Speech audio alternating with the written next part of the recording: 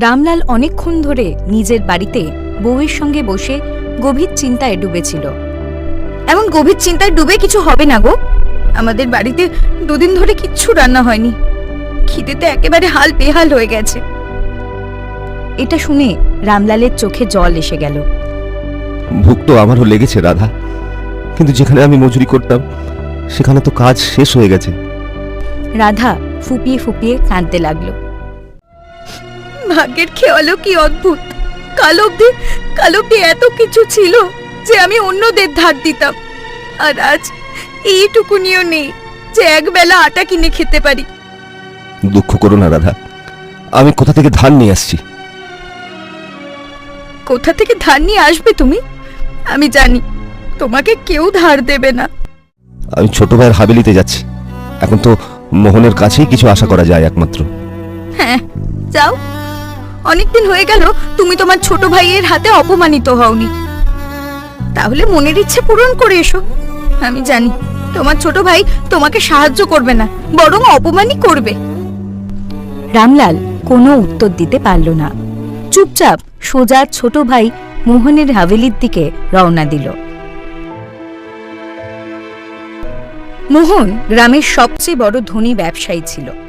রামলালকে নিজের হাভেলিতে দেখে মোহন আর তার বউ গঙ্গা দুজনেই খুব অবাক হয়ে গেল। আরে দাদা, তুমি কি ব্যাপার? রাস্তা ভুল করে হাভেলির দিকে চলে আসলে নাকি? মোহন, তুই তো জানিস আমার এখন কি অবস্থা। আমার বাড়িতে দুদিন ধরে চুলো জ্বলেনি। তাই আমাকে একটু সাহায্য করবি ভাই, যাতে আমি বাজার থেকে কিছু আনাজপত্র কিনে বাড়ি নিয়ে যেতে পারি।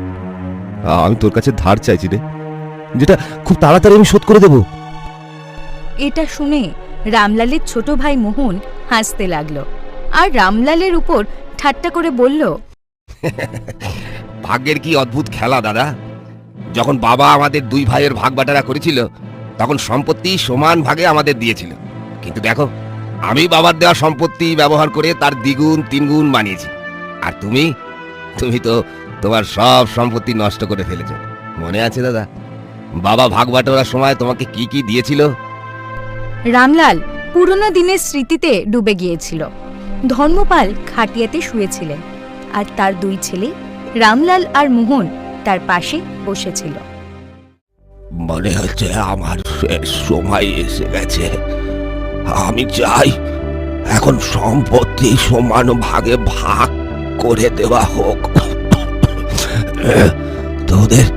তোদের এখানে ডেকেছি যাতে আমি বলে দিতে পারি আমি আমার কোন ছেলেকে কি কি দিতে চাই। এটা শুনে রামলাল ফুপিয়ে ফুপিয়ে কাঁদতে লাগলো। বাবা, বাবা না, তোমার কিছুই হবে না বাবা। আমার বিশ্বাস তুমি 100 বছরের চেয়েও বেশি বাঁচবে। ধর্মপাল মৃদু হাসি নিয়ে তার বড় ছেলে রামলালের দিকে তাকিয়ে বললেন, বাবা, এটা সংসারের নিয়ম। যে এসেছে সে যাবেই। এখন আমার কথা মন দিয়ে শোন। গ্রামে আমাদের যে 20 বিঘে ক্ষেত আছে সেটা আমি তোকে দিচ্ছি। এটা বলে ধর্মপাল মোহনের দিকে তাকালেন। আর যে 20 বিঘে ক্ষেত পুকুরের ধারে আছে সেটাও আমি তোকে দিচ্ছি। আমার 10টা গাই আর 10টা বলদ, এগুলোর অর্ধেক অর্ধেক তোদের দুই ভাইকে দিচ্ছি।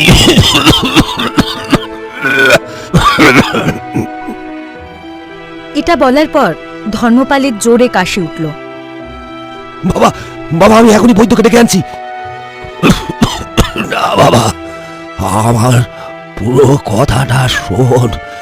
একটা খুব গুরুত্বপূর্ণ জিনিস আছে যেটা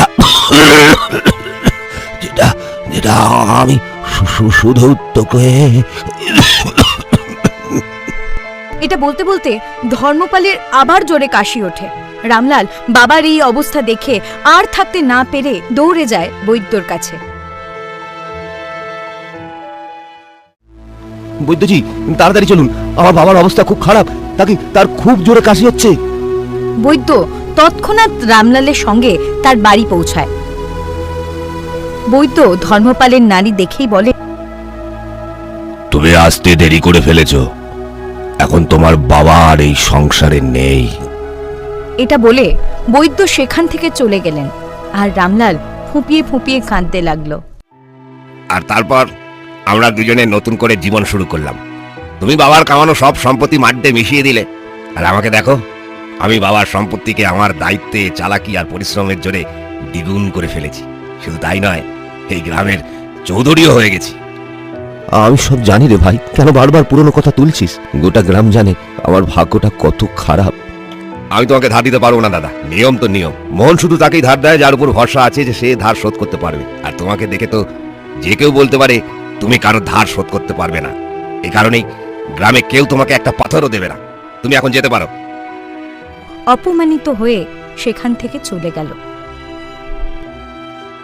রামলালের চলে যাওয়ার সঙ্গে সঙ্গে মোহনের বউ গঙ্গা মোহনকে বলল, দাদা বড় আশা নিয়ে তোমার কাছে ধার চাইতে এসেছিলেন, তুমি চাইলে তাকে একটু ধার দিতেই পারতে। আখিরে তুমি তো তার ছোট ভাই। এটা শুনে মোহন রেগে গিয়ে তার বউ গঙ্গাকে বলল, বাজে কথা বন্ধ করো। তুমি জানো না, ছোটবেলা থেকে আজ অব্দি বাবা সবসময় দাদাকেই ভালোবাসতেন আর আমার সঙ্গে সবসময় চাকরের মতো ব্যবহার করতেন। তখন থেকেই আমি দাদাকে বরবাদ করার স্বপ্ন দেখতাম। দাদা কখনোই জানতে পারবে না আখিরে তার ভাগ্য এত খারাপ কেন। এটা শুনে গঙ্গা চমকে গেল। মোহন তার হাতের আংটি গঙ্গাকে দেখিয়ে বলল, এটা দেখেছো গঙ্গা? হ্যাঁ, এই আংটি তুমি অনেকদিন ধরেই আঙুলে পড়ছো। খুবই সাধারণ একটি আংটি। তুমি তো এখন এত ধনী, হীরের আংটি পরলেও তো পারো। গঙ্গা, এটা কোনো সাধারণ আংটি নয়, এটা একটা অলৌকিক আংটি। আজ আমার ব্যবসা যে এত বড় হয়েছে সেটা শুধু এই আংটির জন্য। এটা বলে মোহন হাসতে হাসতে সেখান থেকে চলে গেল। ওদিকে রামলাল মুখ ঝুলিয়ে বাড়ি ফিরল আর ফুঁপিয়ে ফুঁপিয়ে কাঁদতে লাগলো। আমার তো ইচ্ছেই ছিল না যে তুমি তোমার ছোট ভাইয়ের কাছে সাহায্য চাও, কিন্তু চাইলেও তোমাকে আটকাতে পারিনি, কারণ আমার ভুক আমার হাত বেঁধে রেখেছিল। চলো রাধা, এখন আমরা আর এই সংসারে থাকবো না, জঙ্গলে যাই। জঙ্গলে ফল তুলতে আর তো কেউ বাধা দেবে না। রাধা বাধ্য হয়ে হ্যাঁ বলে দেয় আর রামলালের সঙ্গে জঙ্গলের দিকে রওনা দেয়। জঙ্গলের ভিতরে ঢুকে রামলালের চোখে পড়ল একটা ফল ভরা গাছ। সে যেই গাছের ফল তুলতে যায় তখনই তার কানে একটা আওয়াজ এসে ধাক্কা মারে। ওই গাছের ফল তুলো না, ওই গাছটা অভিশপ্ত। ওই গাছের উপর একটা দানবের আধিপত্য। তুমি যদি ওর ফল ছেড়ো তাহলে সেই দানব বেরিয়ে আসবে আর তোমরা স্বামী স্ত্রী দুজনেই মারা যাবে। রামলাল যেই পিছনে ফিরে তাকায় দেখে একজন সাধু দাঁড়িয়ে তাকেই দেখছে। তাহলে তো খুব ভালোই হয় সাধু বাবা, ভুকে মরার চেয়ে অনেক ভালো যে আমরা স্বামী স্ত্রী দুজনেই দানবের হাতে মরি। তাছাড়া এই ঘন জঙ্গলে শুধু এই ফলের গাছটাই তো চোখে পড়লো। না, এখান থেকে 10 ক্রোশ দূরে আর একটা জঙ্গল শুরু হয়, সেখানে তোমরা খুব ভালো ভালো ফল পাবে। কিন্তু সাধু মহারাজ, আমরা স্বামী স্ত্রী দুজনে 2 দিন ধরে ভুখা আছি, ওখানে যেতে যেতে আমরা তো মরেই যাব। এর চেয়ে ভালো আমরা এই গাছের ফল আগে খেয়ে ভুখ মেটাই, তারপর দানব আমাদের যখন ইচ্ছে মারুক, আমাদের কিচ্ছু যায় আসে না। ওদের দুজনের কথা শুনে সাধুর খুব মায়া হলো। তোমাদের চেহারা আমাকে কার কথা যেন মনে করিয়ে দিচ্ছে। আচ্ছা, তুমি কি ধর্মপালের ছেলে? হ্যাঁ হ্যাঁ, এটা তো আমার বাবার নাম। কিন্তু আপনি কি করে চেনেন সাধু বাবা? তোমার চেহারা ধর্মপালের সঙ্গে খুব মেলে, তাই জিজ্ঞাসা করলাম। আচ্ছা, ধর্মপাল এখন কেমন আছেন? বাবা তো এখন এই সংসারে নেই, তিনি এই দুনিয়া ছেড়ে আমাদের ছেড়ে চলে গেছেন। এটা বলে রামলাল শুরু থেকে শেষ পর্যন্ত সব ঘটনা খুলে বলল। এটা শুনে সাধু চমকে গেল আর চোখ বন্ধ করল। কিছুক্ষণ পর চোখ খুলে রামলালের দিকে তাকিয়ে বলল, যে তোমার সঙ্গে ছল করেছে তার চেহারা খুব তাড়াতাড়ি তোমার সামনে আসবে। নিয়তি আর ভাগ্যের খেলা বড়ই অদ্ভুত রামলাল। প্রায় মানুষই অন্যের ভাগ্য ছিনিয়ে নেওয়ার চেষ্টা করে, কিন্তু সে জানে না যার ভাগ্যে যা লেখা আছে তা তাকে পেতেই হয়, আর ভাগ্যের লেখা কেউ ছিনিয়ে নিতে পারে না। এই মুদ্রাগুলি নিয়ে যাও, এগুলি দিয়ে তুমি নিজের আর তোমার বইয়ের ভুক মেটাতে পারবে। আর হ্যাঁ, মনে রেখো, নিয়তি এখনো তোমার আরো পরীক্ষা নেবে, কিন্তু বাবা তুমি হাল ছেড়ো না, দেখবে তোমার ভাগ্য কিভাবে বদলে যায়। এটা বলে সাধু সেখান থেকে চলে গেলেন। রামলাল কিছুই বুঝতে পারল না, আর বউকে নিয়ে বাড়ি ফিরে এলো। বাড়ি পৌঁছেই রামলাল প্রথমে কিছু চাল ডাল কিনে আনলো, তারপর দুজনে স্বামী স্ত্রী পেট ভরে খাবার খেলো। সাধু মহারাজের কথাগুলোর উপরে ভরসা করা উচিত। তিনি বলেছিলেন যে আরো বিপদ আসবে, কিন্তু তোমাকে সাহস হারালে চলবে না। তুমি ঠিক বলছো, আমি আজ থেকেই কাজের জন্য একটা চেষ্টা শুরু করব। একটু এদিকে মোহন তার হাভেলিতে বসে আংটিটা দেখছিল। তখনই একটা ময়না পাখি উড়ে এসে সেখানে পৌঁছল। তার শরীর থেকে রক্ত পড়ছিল। আরে, এর শরীর থেকে রক্ত পড়ছে, মনে হচ্ছে কেউ এটাকে ধারালো ঠোঁট দিয়ে আঘাত করেছে, কিন্তু কিন্তু এটা আমার হাভেলির মেঝে নোংরা করছে। এটা বলে মোহন ময়নাটাকে তুলে বাইরে ছুঁড়ে ফেলে দিল। ময়না পাখি আবার উড়ে মোহনের কাছে ফিরে এলো। এবার সে রেগে গেছে বলে মনে হলো। তোর কাছে একটা সুযোগ ছিল মানবিকতা দেখানোর, যেটা তুই নিজেই নষ্ট করে দিলি। এটা কি? এটা ময়না পাখিকে মানুষের ভাষায় কথা বলতে প্রথমবার দেখলাম। তুই নিশ্চয়ই কোনো ডাইনি, ভূত বা জাদুকর। আমি জাদুকর নই, ভূতও নই, আর ডাইনিও নই। তুই নিজেকে আয়নায় দেখ। তুই কি? তুই একটা চোর।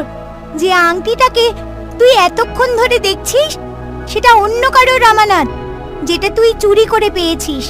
আর সেই আংটিটার কারণেই তুই এত বড় সম্পত্তির মালিক। তুই এটা জানলি কি করে? প্রশ্ন এটা নয় যে আমি কি করে জানলাম, প্রশ্ন হলো এটা সত্যিই না মিথ্যে। মিথ্যে, মিথ্যে, একদম মিথ্যে। এই আংটিটা আমারই ছিল আর আমারই থাকবে। এটা আমার কাছ থেকে কেউ ছিনিয়ে নিতে পারবে না।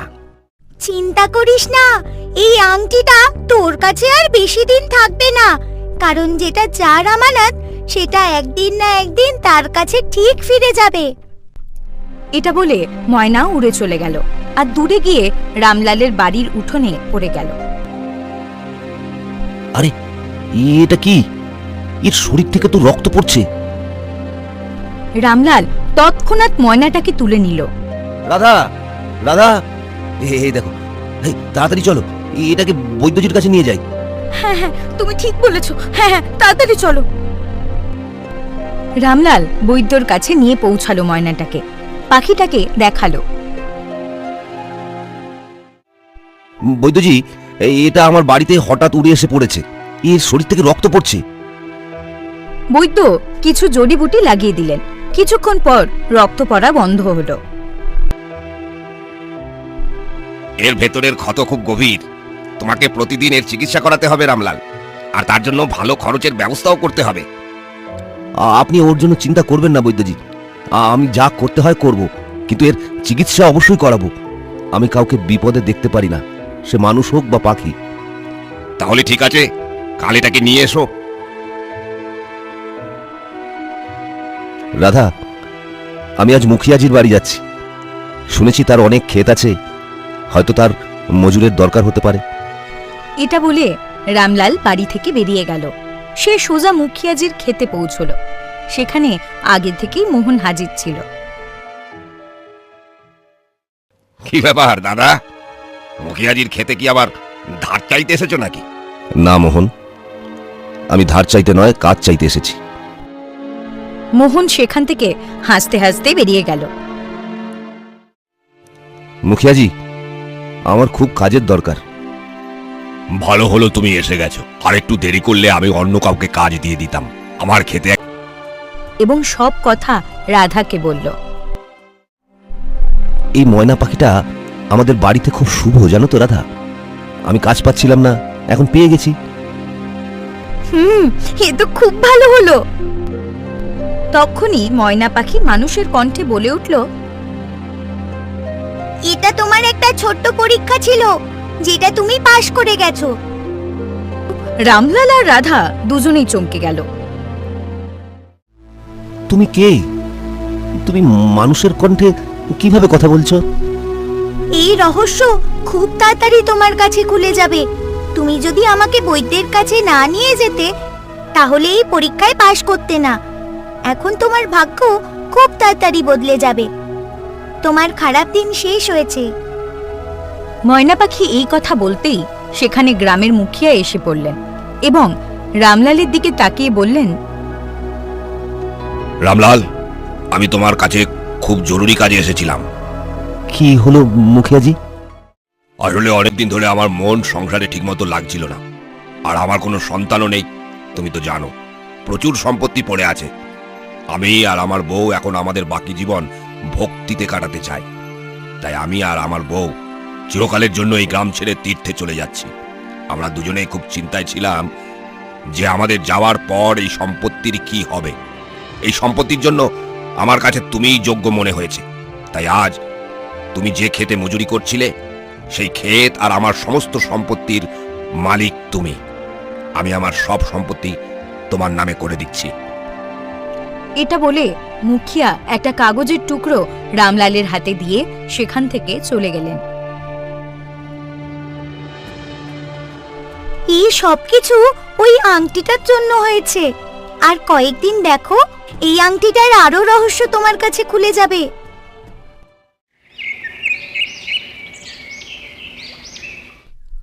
এদিকে মোহন তার হাভেলিতে ছিল।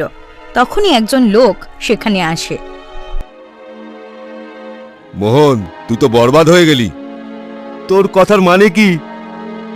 তুমি তোমার ক্ষেত আর সমস্ত সম্পত্তি বন্ধক রেখে মহাজনের কাছ থেকে অনেক টাকা ধার নিয়েছিলে, আর সেই টাকায় তুমি বিদেশ থেকে রেশমি কাপড় কিনেছিলে। তোমার মাল সমুদ্র পেরিয়ে গিয়ে বিক্রি হওয়ার কথা ছিল, কিন্তু সমুদ্রের ডাকাতরা হামলা করে সব মাল লুট করে নিয়েছে। এটা বলে সেই লোক চলে গেল। মোহন ফুপিয়ে ফুপিয়ে গঙ্গার কাছে গেল।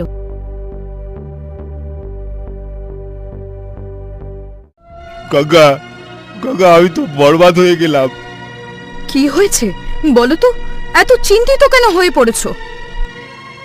মোহন পুরো ঘটনা তার বউ গঙ্গাকে বলল। এইসব শুনে খুব মন খারাপ হলো। আমি তোমাকে বারবার বলেছিলাম তোমার বড় ভাইয়ের সঙ্গে ভালো ব্যবহার করো। ভাগ্যের খেল দেখো কি অদ্ভুত। আজ শুনলাম মুখিয়াজি নাকি তার সমস্ত সম্পত্তি তোমার বড় ভাই রামলালের নামে করে দিয়েছে, আর তিনি এখন ধনী হয়ে গেছেন, আর আমাদের এই অবস্থা হলো। এটা শুনে মোহন চমকে গেল। তখনই তার নজর আঙুলের উপর পড়ল। আরে, আমার আংটিটা কোথায়? আমি কি জানি। মোহন গভীর চিন্তায় ডুবে গেল। আমার মনে পড়েছে, কয়েকদিন আগে আমি মুখিয়ার খেতে গিয়েছিলাম। সেখানে দাদা দাঁড়িয়েছিল। নিশ্চয়ই আমার আংটিটা সেখানে পড়ে গিয়েছিল, আর দাদা সেটা আঙুলে পড়ে নিয়েছে। আমারও ভাগ্য বদলে গেল, আর দাদার ভাগ্য চমকে উঠল। চলো আমার সঙ্গে। মোহন তৎক্ষণাৎ তার বউ গঙ্গাকে নিয়ে রামলালের বাড়ি গেল। ছোট ভাইকে দেখে রামলাল চমকে গেল। মোহন, ভালোই হলো তুই এসেছিস। আমি তো তোর কাছেই যাচ্ছিলাম। তুই যে আংটিটা হাতে পরে রেখেছিস সেটা আমাকে দে। ওটা আমার আংটি। এটা শুনে রামলাল চমকে গেল। আচ্ছা, এটা তোর আংটি? এটা আমি মুখিয়াজির খেতে পেয়েছিলাম। হ্যাঁ, আমার আঙুল থেকে পড়ে গিয়েছিল। আজ আমার মনে পড়ল। রামলাল আংটিটা মোহনকে দিতে যাচ্ছিল। তখনই ময়না রামলালকে বলে উঠল, ওই আংটিটা ওকে দিস না। এই আংটিটা মোহনের নয়, বরং তোর। এটা শুনে রামলাল চমকে গেল। তুই তো সেই ময়না যে আহত হয়ে আমার বাড়ি এসেছিলি। এটা বলে ময়না রঙিন রশ্মির মধ্যে দিয়ে একজন সাধুতে রূপান্তরিত হল। সেই সাধু যিনি রামলাল আর রাধার সঙ্গে দেখা করেছিলেন। সাধু মহারাজ, এটা আসলে কি রহস্য? আমার কাছ থেকে কিছুই লুকানো যায় না মোহন। সত্যি বলো, এই আংটিটা তোমার না রামলালের? মোহন চোখ নামিয়ে বলল, দাদার। আমার, কিন্তু আমি তো এই আংটি প্রথমবার খেতে দেখেছিলাম।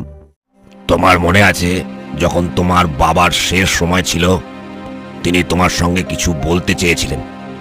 হ্যাঁ, হঠাৎ তার খুব জোরে কাশি উঠেছিল আর আমি বৈদ্যকে ডাকতে চলে গিয়েছিলাম। আসলে তিনি তোমাকে বলতে চেয়েছিলেন যে তার কাছে একটা আংটি আছে, এই আংটিটাই, যেটা এখন তুমি আঙুলে পরে রেখেছো। আর এই আংটি শুধু তোমার জন্যই, কিন্তু তুমি তার আগেই উঠে চলে গিয়েছিলে। তোমার চলে যাওয়ার পর তোমার ছোট ভাই মোহন বাবার কাছে জিজ্ঞাসা করেছিল তিনি কি বলতে চান। তোমার বাবা ধর্মপাল জানতেন যে তিনি বেশি দিন আর বাঁচবেন না, তাই তিনি এই আংটি মোহনকে দিয়েছিলেন আর বলেছিলেন যে এটা একটা অলৌকিক আংটি, যে এটা পড়বে সে কখনো গরিব থাকবে না, তার ব্যবসা সবসময় উন্নতি করবে। এই আংটিটা তোর বড় ভাইকে দিয়ে দিস। এটা বলে তিনি স্বর্গে চলে গেলেন, কিন্তু মোহন এই আংটিটার কথা তোমাকে কখনো বলেনি। এটা শুনে রামলাল চমকে গেল। এটা কি সত্যি? হ্যাঁ, এটাই সত্যি। কারণ বাবা আমার সঙ্গে বেইমানি করেছে। যখন সবকিছু সমান ভাগে ভাগ করা হয়েছিল, তখন এই আংটিটা শুধু তোমার জন্য কেন? আমি বলছি, যখন তোমার বাবা ধর্মপাল একজন সাধারণ মানুষ ছিলেন আর রামলাল মাত্র 5 বছরের ছিল, তখন কোনো কাজের জন্য তিনি জঙ্গলের দিকে গিয়েছিলেন। আর সেই সময় আমি তপস্যা করছিলাম। তপস্যার সময় আমার খুব তেষ্টা পেয়েছিল। আমি জলের খোঁজে এদিক ওদিক ঘুরছিলাম, কিন্তু তখনই ছোট্ট রামলাল তার হাতে কলসি নিয়ে পুকুরের জল আমার কাছে এনে আমাকে খাইয়েছিল। আমি খুব খুশি হয়েছিলাম। আর শুধু রামলালের জন্যই তোমার বাবা ধর্মপালকে এই আংটিটি আমি উপহার হিসাবে দিয়েছিলাম। আমি তাকে বলেছিলাম, রামলাল বড় হলে এই আংটি তাকে দিয়ে দিও। এই আংটি যার আঙুলে থাকবে সে সব সময় ভাগ্যের ধনী হবে। আর আমি এটা করার জন্য ধর্মপালের কাছে কথা দিয়েছিলাম। তুমি শুধু বেইমানি করনি, তোমার বাবা ধর্মপালের শেষ ইচ্ছাও পালন করনি। তাই এখন তুমি চিরকাল গরিবই থাকবে। এটা শুনে মোহন ফুপিয়ে ফুপিয়ে কাঁদতে লাগলো। আমায় মাফ করে দাও, আমায় মাফ করে দাও দাদা, আমায় মাফ করে দাও। রামলালের মোহনের উপর দয়া হলো। সাধু মহারাজ, এ যেমনই হোক আমার তো ছোট ভাই, ওকে আপনি ক্ষমা করে দিন। দেখলে তোমার মনে তোমার বড় ভাইয়ের জন্য কত ময়লা ছিল, কিন্তু এত বড় প্রতারণা করার পরেও রামলাল এখনো তোমার কথা চিন্তা করে। তোমার বাবা জানতেন যে রামলালের মন কত ভালো, তাই তিনি তোমাকে বলেছিলেন এই আংটি রামপালকে দিতে। কারণ তিনি জানতেন রামলাল যদি ধনী হয় তাহলে তার সঙ্গে সঙ্গে তুমিও ধনী হবে, কারণ রামলাল সবসময় তার ছোট ভাইয়ের খেয়াল রাখবে। ওকে মাফ করে দাও দাদা। রামলাল মোহনকে জড়িয়ে ধরল। সাধু রহস্যময় রশ্মির মধ্যে দিয়ে সেখান থেকে অদৃশ্য হয়ে গেলেন। আর সেই দিন থেকে দুই ভাই আবার একসাথে থাকতে শুরু করলো। দেখতে দেখতে রামলালের ভাগ্য বদলে গেল আর সে তার গ্রামের সবচেয়ে ধনী ব্যক্তি হয়ে গেল।